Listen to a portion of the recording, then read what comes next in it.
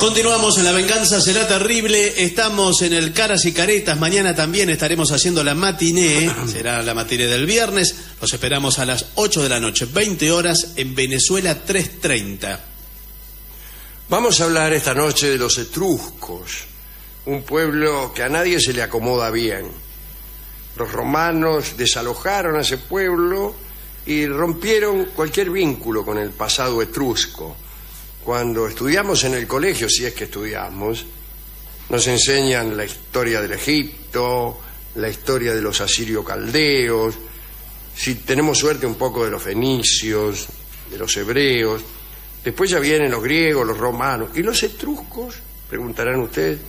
Nadie pregunta, porque en general el alumno no pregunta por los etruscos ante el terror de que lo obliguen a estudiarlos.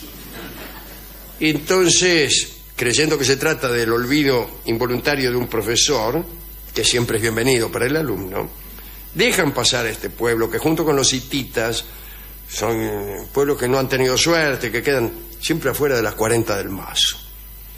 La civilización etrusca se desarrolló en la península italiana durante el primer milenio antes de Cristo. En la época de su mayor poder, entre los siglos VII y V antes de Cristo, ya con Roma fundada, pero una Roma todavía bastante misia, ¿no? Etruria probablemente abarcaba toda Italia. Su nombre es quizá la versión latina del nombre griego Tirreno o Tirsenia, que es muy parecido a Etruria, según todos podrán ver. Bien. El caso es que los antiguos romanos llamaban a esos pobladores como Etrugi o Trugi. Bueno, no importa mucho, ¿no es cierto? Nuestro amigo, el griego Herodoto de Halicarnaso, decía que los etruscos provenían de Lidia, aquel antiguo país situado al oeste del Asia Menor, pero conviene también siempre desconfiar de Herodoto, ¿no? Tito Livio estaba de acuerdo con el amigo. En cambio, Dionisio, pero también de Halicarnaso, decía que los etruscos eran una raza indígena italiana. Indígena quiere decir que estuvieron siempre allí. Resulta cómodo sostener que alguien estuvo siempre allí, pero también resulta cómodo decir que alguien venía de otro lugar.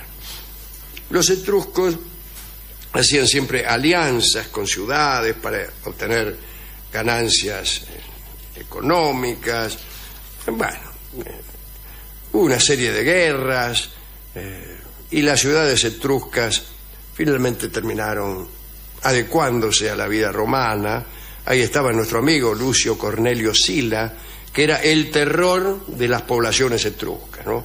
Atacó infinidad de ciudades, tomó posesión de sus tierras, y muy pronto el pueblo etrusco quedó totalmente romanizado, oculto bajo el poder romano. Vamos a comentar, eso sí, algunas particularidades interesantes de este pueblo, de los que pocos saben algo. El idioma se ha perdido casi en su totalidad.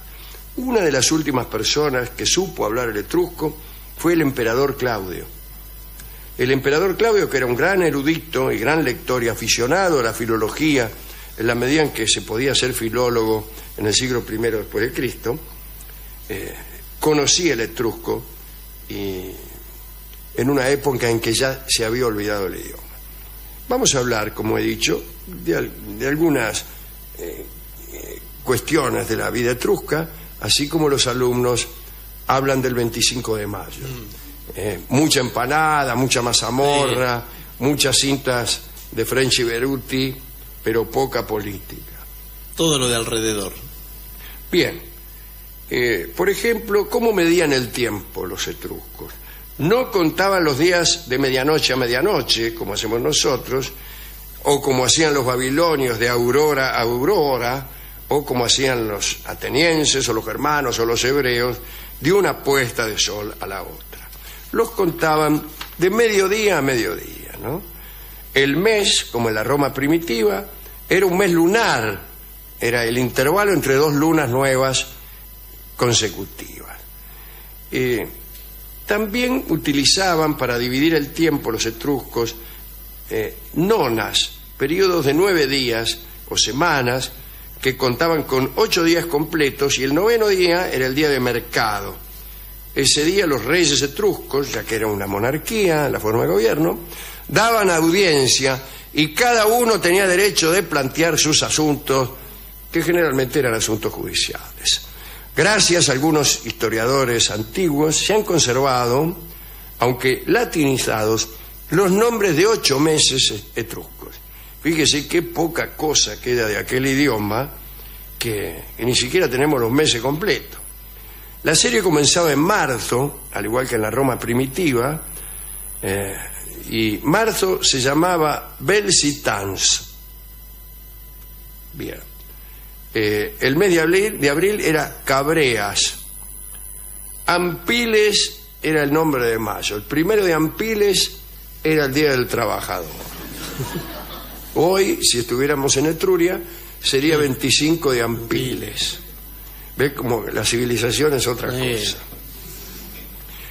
Actus era junio, Traneos Julius. Erimos agosto, Helius septiembre y Soquefer octubre. Y no hay más. Saben que cuando vino Julio César, ya no el calendario etrusco que ya había sido absorbido por los romanos, sino el mismo calendario romano ya dejó de ser lunar. Prácticamente Julio César puso las cosas tal como están ahora. El que inventó el calendario bajo el cual casi estamos nosotros fue Julio César, y después hubo modificaciones, pero no tantas, hechas por el Papa Gregorio allá por 1580 y tanto. Bien, cada año que pasaba, los etruscos insertaban un clavo en un muro del templo de la diosa Nortia, y esta ceremonia, que simbolizaba desde luego el paso del tiempo, el irreversible curso del destino, etc., esta ceremonia fue adoptada por los romanos y más tarde aplicada en el templo de Júpiter Capitolino, donde clavaban un clavo todos los años. De todos modos, la cantidad de clavos nunca puede ser demasiado llamativa. La historia toda de los romanos dura, un poco más de 1000 años, y nadie se va a asustar por 1000 clavos. Tendríamos que clavar uno por día para producir una muchedumbre. Finalmente estaban los siglos. ¿Cuánto tiempo duraba un siglo entre los etruscos? ¿Me dirán ustedes 100 años? No. La duración variaba y correspondía a la duración máxima de una existencia humana. La duración máxima de una existencia humana quería decir aquel ser humano que más hubiese vivido y del cual se tuviese noticia. Y ese establecía la dirección de un siglo. Resultaba que había un tipo que había vivido 119 años. Bueno, entonces el siglo entre los etruscos pasó a durar 119 años y ninguno le pisó el poncho a ese tipo, de manera que el siglo siguió durando eso. Decían que al final de cada siglo había prodigios, o eso creían ellos. Lo creían tanto que a falta de prodigios se le atribuía ese carácter a cualquier acontecimiento más o menos poco frecuente, tal como ocurre entre nosotros, ¿no? La interpretación de estos prodigios dependía de los arúspices. Según ellos, la nación etrusca debía subsistir durante 10 siglos, y contaban a partir del 968 a.C. Hablemos de la música de los etruscos. ¿Qué es lo que tiene de extraño la música etrusca? Esto es lo más interesante. Yo quería hablar solo de esto. Todo lo que vino antes fue para poder decir esto. Sí. La música etrusca era una música que servía para acompañarlo todo. Era como una música de fondo. Vamos a ver. Por empezar, los etruscos fueron, en lo estrictamente técnico, alumnos de los griegos. Siguieron las pautas musicales de los griegos, y la música les servía para acompasar el movimiento de los danzarines. También intervenía en la liturgia de las ceremonias religiosas, acompañaba a las tropas de combate. Hasta ahí vamos bien. Pero Aristóteles contó que los etruscos tocaban música durante los combates de boxeo.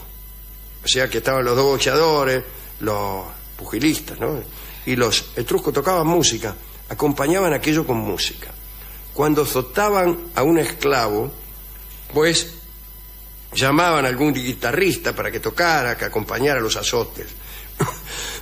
Cuando cocinaban las amas de casa, lo hacían al son de la flauta. Y así todas las ocupaciones, hasta las más banales, se desarrollaban con fondo musical. Es impresionante esto. Se parece al cine. El cine nos acostumbró a algo parecido. Todo lo que sucede en una película está acompañado de una música, de modo que cuando estamos en el cine, nuestro cerebro espera que haya una música que subraye la escena, la ayuda de algún modo. También allí ocurre lo que pasaba entre los etruscos.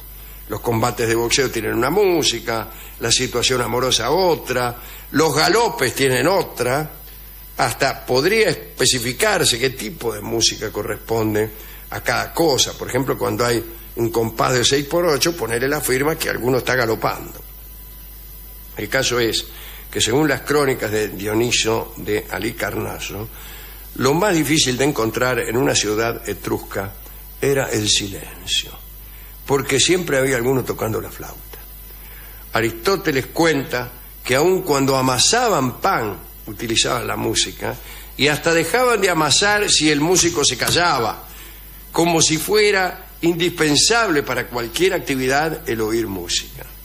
También intervenía en la caza. Parece que capturaban a los jabalíes y los ciervos no solo con redes y perros, sino con la participación de expertos flautistas. Esto se hacía de la siguiente manera, ¿no? Disponían redes, demás artilugios de caza, pero además se aprontaba un flautista que procuraba tocar sus melodías más armoniosas, pensando que las bestias compartían el criterio musical de los etruscos. Tito Livio, Dios mío, cuenta que en el silencio y la paz reinantes en el campo, la música alcanzaba las cumbres, los valles, y que cientos de animales caían en las redes de los cazadores, atrapados por los mejores sones. Bueno, yo esto no me lo creo, desde luego, pero bueno, el que ha copiado esto pone Quito Livio, y antes también lo mencionó, y le voy a decir cómo lo anotó.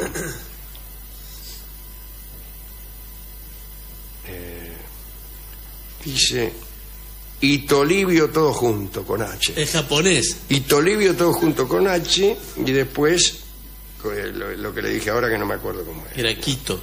Sí. Quito Livio. Esa Quito Livio. La capital de Libia. Sí. Bueno. Pasa la línea del Ecuador. Bueno, no me importa. La flauta fue a lo largo de toda la historia de Etruria el instrumento preferido, Pero existían también las liras, las cítaras, y las cítaras de distinto número de cuerdas. En general, la construcción de instrumentos estaba a cargo de griegos, y a los flautistas le llamaban sugulones. Parece algo peyorativo, ¿no? Nadie en este mundo puede ser llamado sugulón sin algún ánimo de menosprecio. No importa en qué idioma, ¿no? Los sugulones eran famosos en toda la región. Claro, con ese nombre quien no se hace famoso. Andá, sugulón. Sugulón. Ahí vienen otra vez, mirá. Sí. Los sugulones. Sí. Bien. Los sugulones constituían en Roma un cuerpo muy celoso de sus derechos. Eran músicos etruscos que usaban los romanos. Tenían un espíritu corporativo muy fuerte, y un día se negaron a tocar porque se les había suprimido un banquete tradicional en el Capitolio y se retiraron.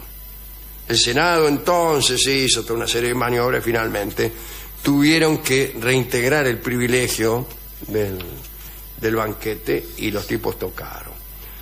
Los romanos tomaron de los etruscos, además de la música sacra, la música militar.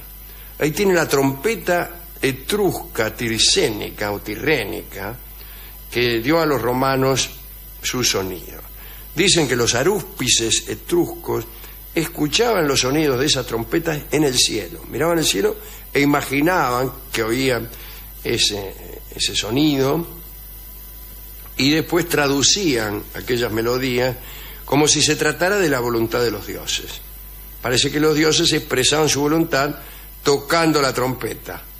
Y entonces los arúspices, que eran los únicos que escuchaban aquellas trompetas celestiales, traducían aquella música y determinaban la conducta que el pueblo debía asumir.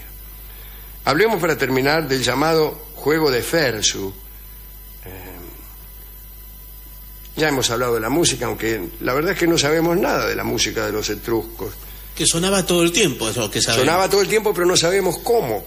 En realidad no sabemos nada de ninguna música de la antigüedad, con la probable excepción de la música de los hebreos. Todo lo que se dice es repetir cosas que se han escrito acá, acerca de la música.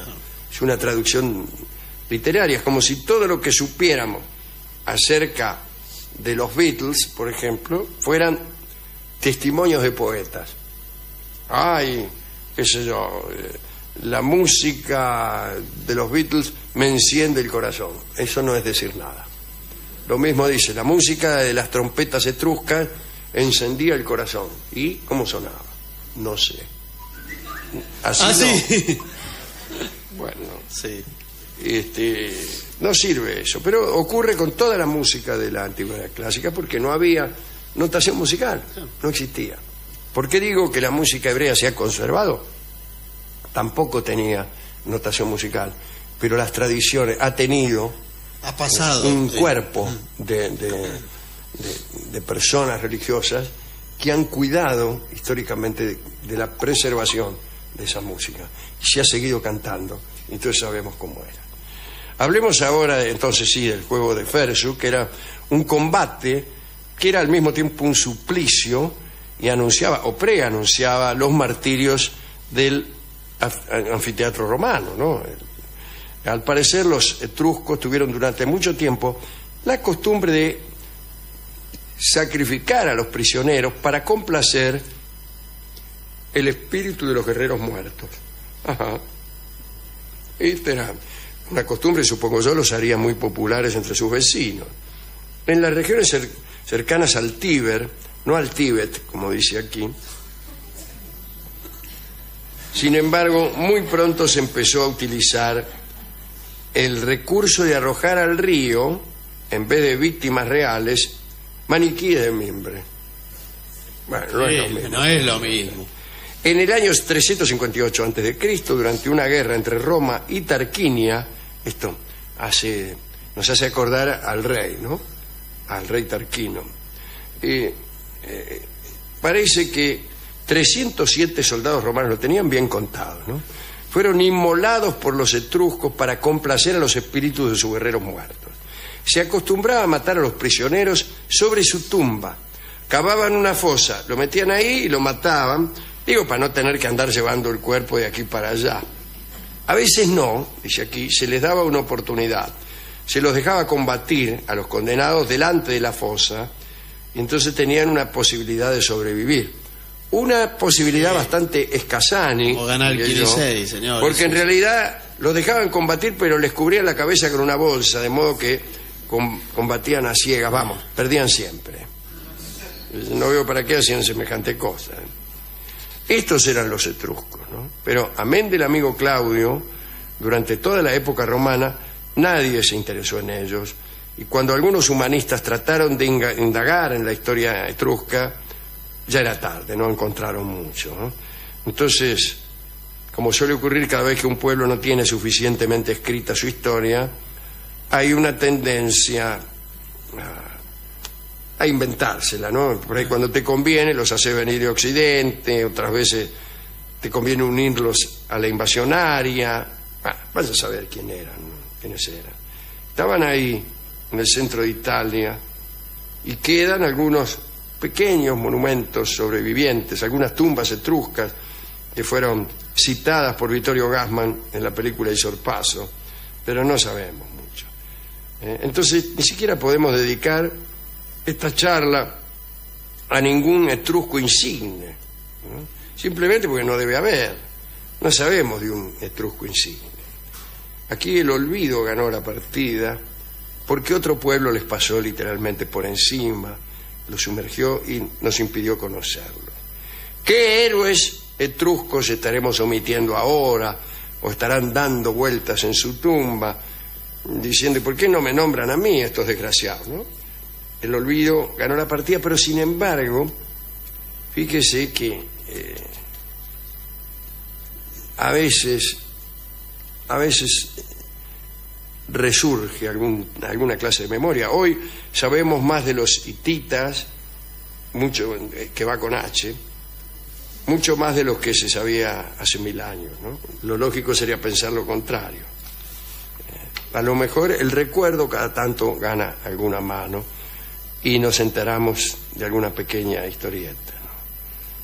Yo creo que está bien dedicar esta charlita de hoy a los etruscos ignorados y principalmente a los músicos, principalmente digo porque en aquel mundo